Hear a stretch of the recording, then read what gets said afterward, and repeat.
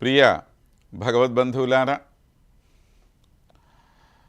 మహాలక్ష్మీదేవి అనేక రూపాలలో మనల్ని అనుగ్రహిస్తూ ఉన్నది అన్న విషయాన్ని మనం ఇంతకుముందు చెప్పుకున్నాం. అమ్మ యొక్క అవతారాలలో అత్యంత ప్రముఖంగా మనము ఎన్నదగిన అవతారము సీతావతారం.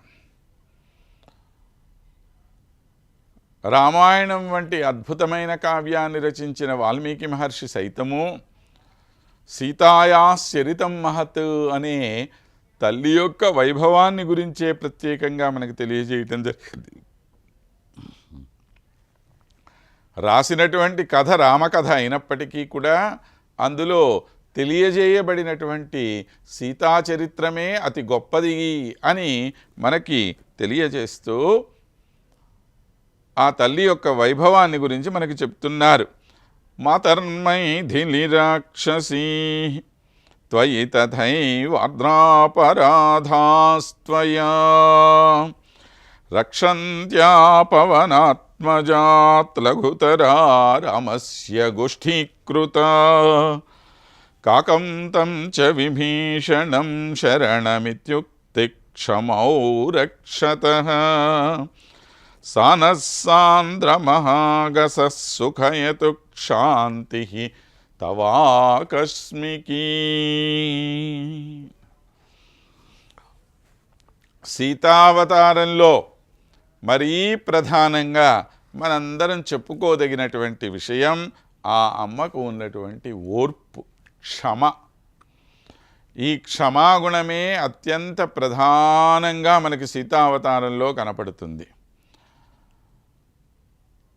మరి ఆ క్షమ నిరంతరము కలిగి ఉండేటువంటి తల్లి మన మహాలక్ష్మీదేవి.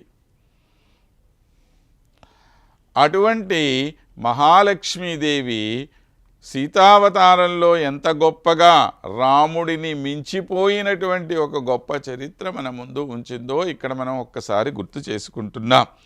మాతర్మైథిలి అన్నాము. ఆ మిథిలానగర రాజు అయినటువంటి జనక మహారాజు యొక్క కుమార్తె అని పిలుస్తున్నాం. మొట్టమొదటే చూడండి, ఎందుకని జనక మహారాజు ఓ గొప్ప రాజర్షి. ఎటువంటి కామ్యమైనటువంటి లౌకికమైన ఇచ్ఛలు లేకుండా కేవలము భగవత్కార్యంగానే తన రాజ్యాన్ని నడిపించుకుంటూ వచ్చిన మహానుభావుడు ఆయన. మరి అలాంటి మహానుభావుని కుమార్తెకి ఎన్ని సద్గుణాలు ఉండాలి? ఆ గుణాలన్నీ సంపూర్ణంగా కలిగిన ఆమె ఈమె. అందుకని ఆ మిథిలానగర రాజు యొక్క కుమార్తె అని పిలుస్తూ ఉన్నాం మనం. త్వయి తథైవ ఆర్ద్రాపరాధాః రాక్షసీ. నీ విషయంలో ఈ రాక్షసీ స్త్రీలందరూ కూడాను ఎన్నెన్నో అపరాధాలు చేశారు. ఎప్పుడో చేసిన అపరాధాలు కాదు, అప్పుడే చేస్తున్నటువంటి అపరాధాలు అంటున్నాం మనం.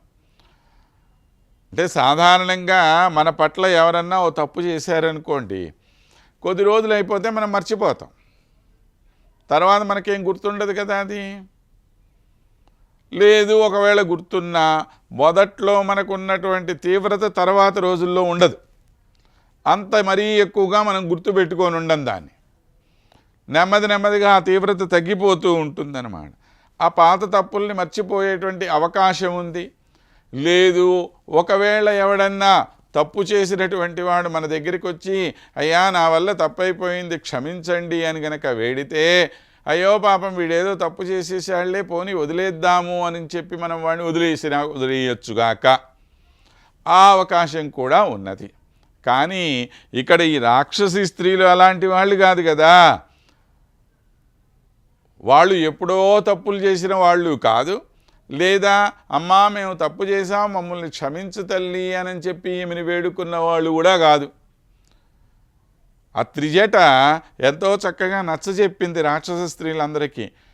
మీరంతా ఏదో అనుకుంటున్నారు ఈమెని గురించి, నాకు ఇదిగో కల్లో ఈ విధంగా కనపడింది, రాముడు రావణాసురుణ్ణి సంహరిస్తాడు, రాజ్యాన్ని పొందుతాడు, అప్పుడు ఈమె మనందరికీ కూడా రారాణి అవుతుంది, కనుక ఈమె పట్ల మీరు ఏ విధమైనటువంటి దోషము చెయ్యవద్దు, ఆమెను హింసించటం మానేయండి అని చెప్తే రాక్షస స్త్రీలు ఏమన్నా విన్నారా? ఏం లేదు. ఆమెని అంతకంతగా ఇంకాస్త హింసిస్తూ ఉన్నారన్నమాట. కాబట్టి చెప్పేవాడు మంచివాడే, కానీ వినేవాడు కూడా మంచివాడుగా ఉండద్దు.